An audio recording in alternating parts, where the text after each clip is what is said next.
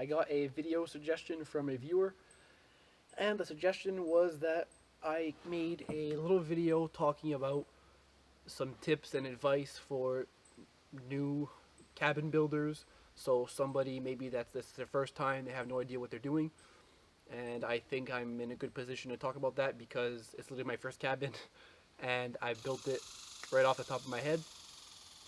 So I'll give you guys some pro tips and maybe some stuff that I would change if I were to ever build another one. I doubt it, but here are my little tips. So this cabin is a 10 by 10. I cut the logs at 11 feet, so it's a little bit smaller actually than a 10 by 10 because there are sticking out. And I did so because I wanted a small little hunter trapper style cabin from the 1800s to like the mid, I'd say 1900s. These were very popular for, semi-permanent hunting shelters, so that's what I wanted. And I built it how I built it because I simply didn't have any plans at all. I did a few little sketches. Originally I wanted a lean-to with 3 walls, so semi-permanent, and then maybe I'm like, I started building with smaller logs and I went up to bigger logs. Like, maybe I'll just build the cabin. And then this is what came out of it. It really didn't take long to build, but yeah. So that being said, I would say to plan before you'd start building, just because you'd save more on material and time, especially. Materials these days are super expensive. I used window caulking for the chinking in my logs. Just the color just called brown, so that's what I used.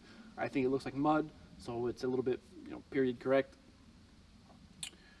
But yeah, I can't find any more of that caulking, and there's another brand, and the cheapest one is over $7 for a little tube that they make. I actually brought some not too long ago here because I actually found 3 tubes. I used to pay it $2 for 1 tube, so you could see how much the inflation really skyrocketed, really. So yeah, plan before you build. That is probably one of my best tips.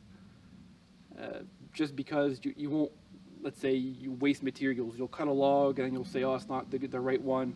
All the logs here aren't paid for. I cut them just off my land. I have a nice clearing over there. There's deer, there's moose, and there's like raccoons and turkeys and stuff in there. Because it's just small pines now, I cut quite a few trees there. I cut trees behind me. Even when I added the workshop in back of it, I knew that I was going to need more logs, so the location also played a big part in there. So for the next tip, next piece of advice would be pick a good location. I'm in the middle of the forest on a mountain. I have a little creek. I'd say it is a creek, but I'd call it pretty much, it's like a little overflow of a swamp. So it runs around the cabin. So location is key when you're building because, for example, here I'm in Canada, it snows a lot. I could cover up the cabin in snow. It's almost September and the temperatures are already dropping. This pine right here, or I think it's a pine, or I don't know what it is really, I'm not an expert on trees, but it's massive, it's just huge. It has a little bit of lean onto the cabin, but I'm not worried at all. It's like a 24-inch tree. I'm not really afraid it's gonna break. There is a few branches that fell in the winter, but because it's a weight-bearing tree and that's what I wanted, apart from looking awesome when it's all snowy and covered in snow, the tree catches a lot of the heavy sticky snow. So instead of having it on my roof, I have a small cabin. I don't have huge rafters, so I used, I'd say, like 4-inch logs, and I have 3, 2 on each side and 1 down the middle. And I knew that it could take a lot of weight, but I don't want to push it too much. So having this tree really helps out a lot. There's maybe 4 or 5 feet of snow that fell on the ground, and on my roof I maybe have like 10 inches. So the tree helps out a whole bunch. What's also important about location is your power source.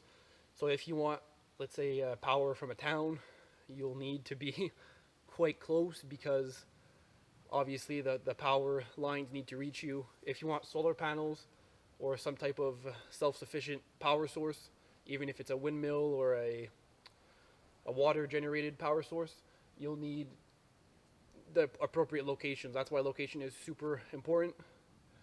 I have just one little solar panel for one giant 12-volt battery.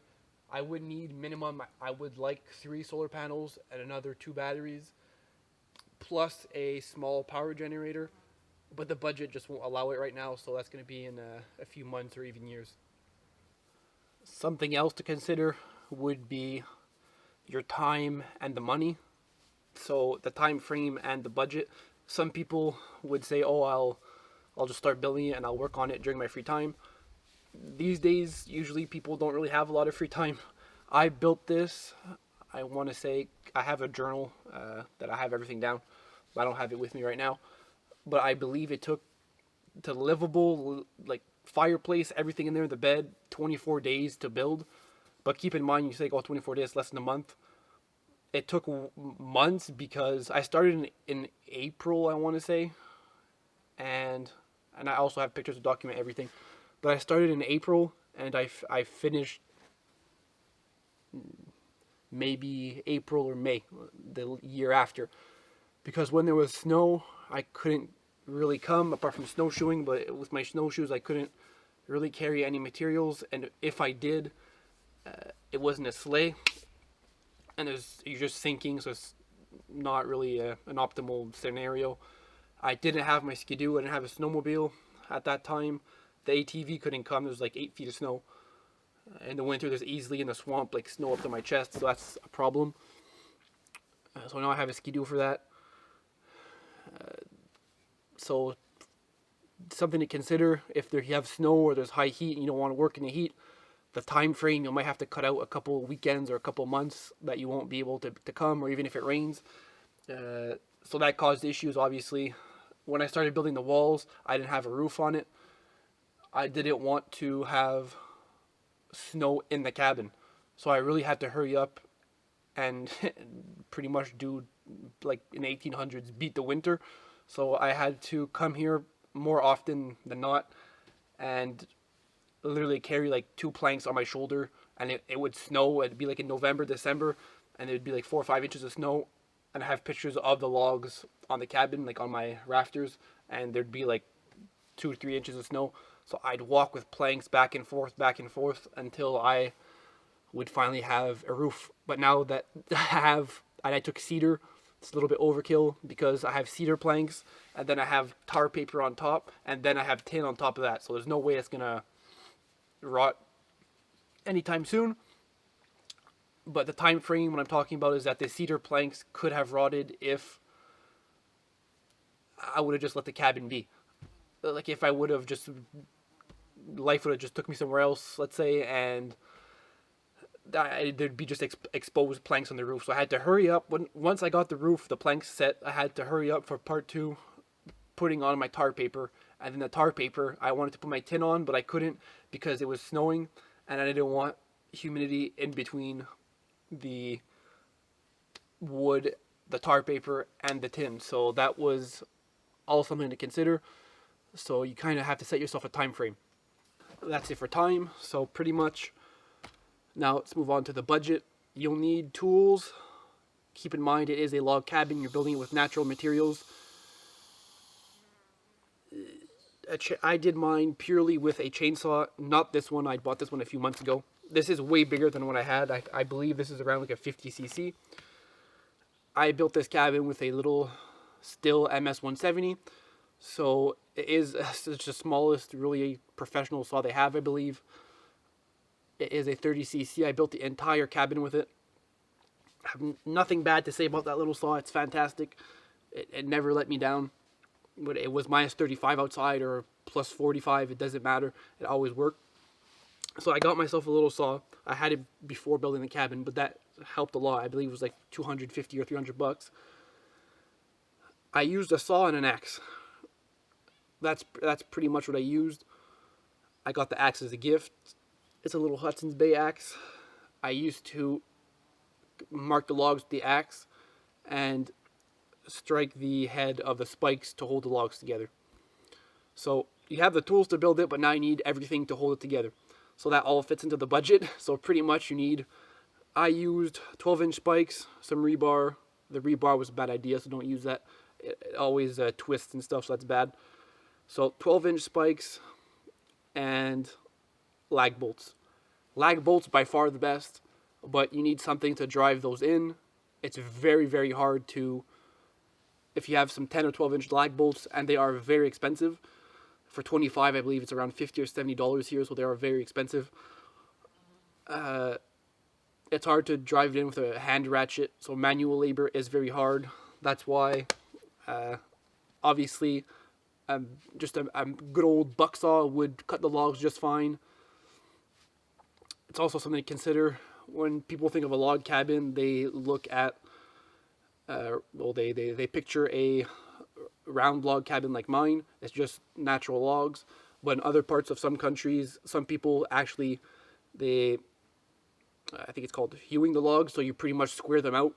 So you have square beams and you stack them up on top of each other. I would imagine that's a lot simpler, but I have no idea because I've never done it.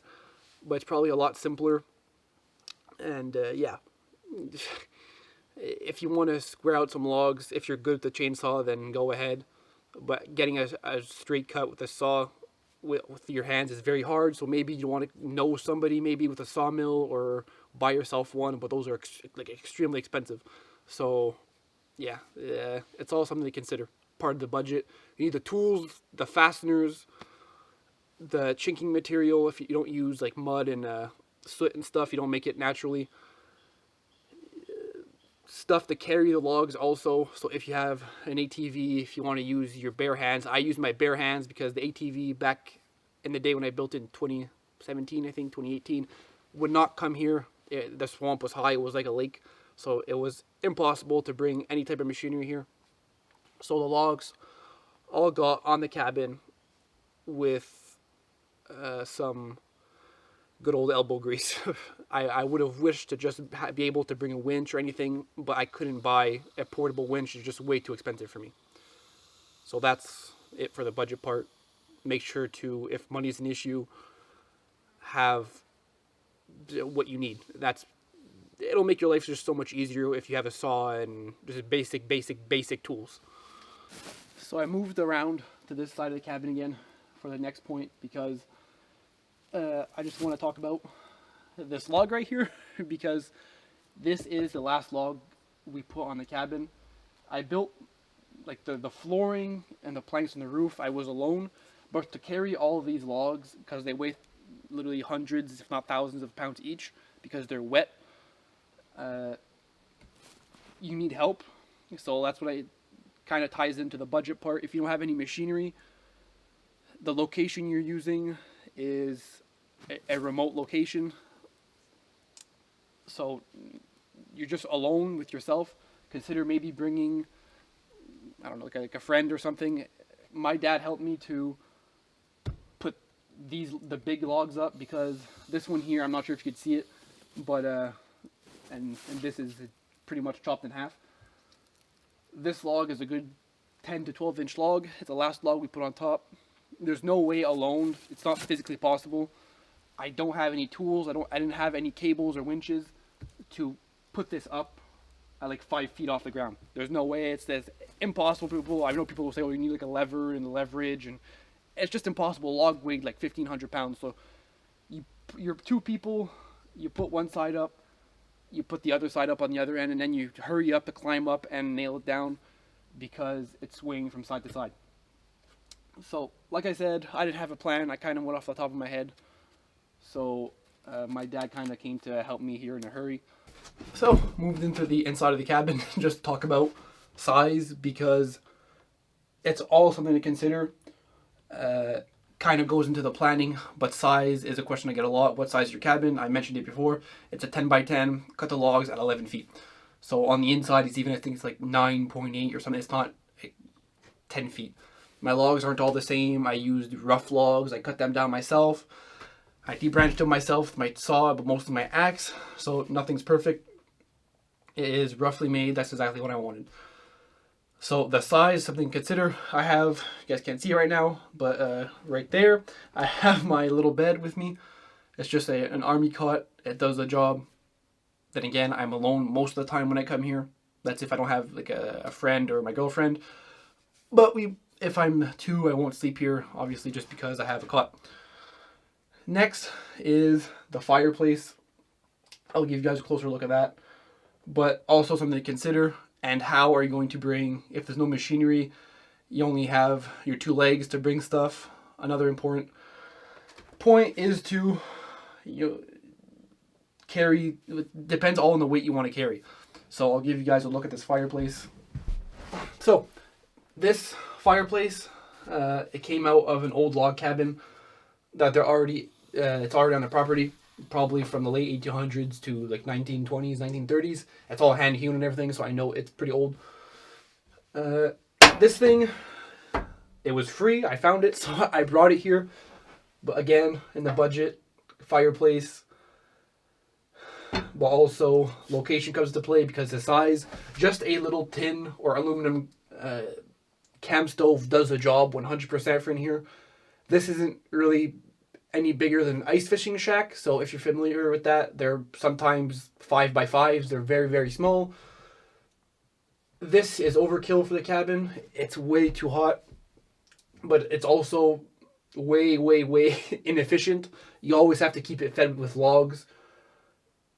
I've seen it be 50, 60 degrees Celsius in the cabin, at like minus 40 outside. It doesn't matter. This thing just keeps on puffing away. It just eats wood like no tomorrow, though, so hardwood is a must.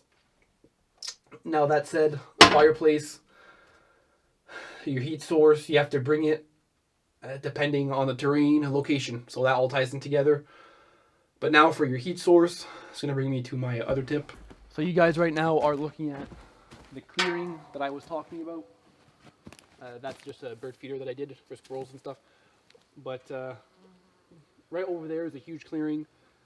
Around the cabin is all a huge clearing. I could pretty much go anywhere except for like 50 feet behind the cabin because that is another private property. So I respect that. You don't go there, you don't cut trees, you don't do nothing. No, there's squirrels. They go everywhere they want though. But yeah, for me, I don't go there, so I just respect it. So you can see here, there's pretty much only really conifers. I don't know if that's the right term, but there's like spruce and pine, and I planted a few cedars. But mixed in there, there's a lot of hardwood. There's maple and there's oaks and stuff, so I try to preserve those as much as I can.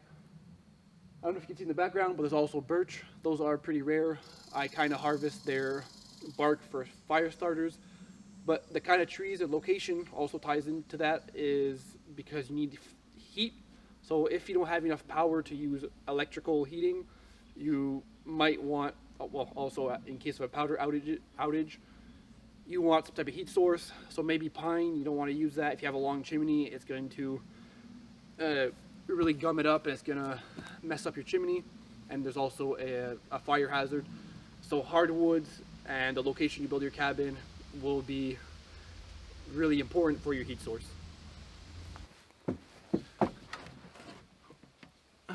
Well, if you have any more questions or any more concerns, or you want to build your first cabin, you have anything to add or ask me, go ahead in the comments.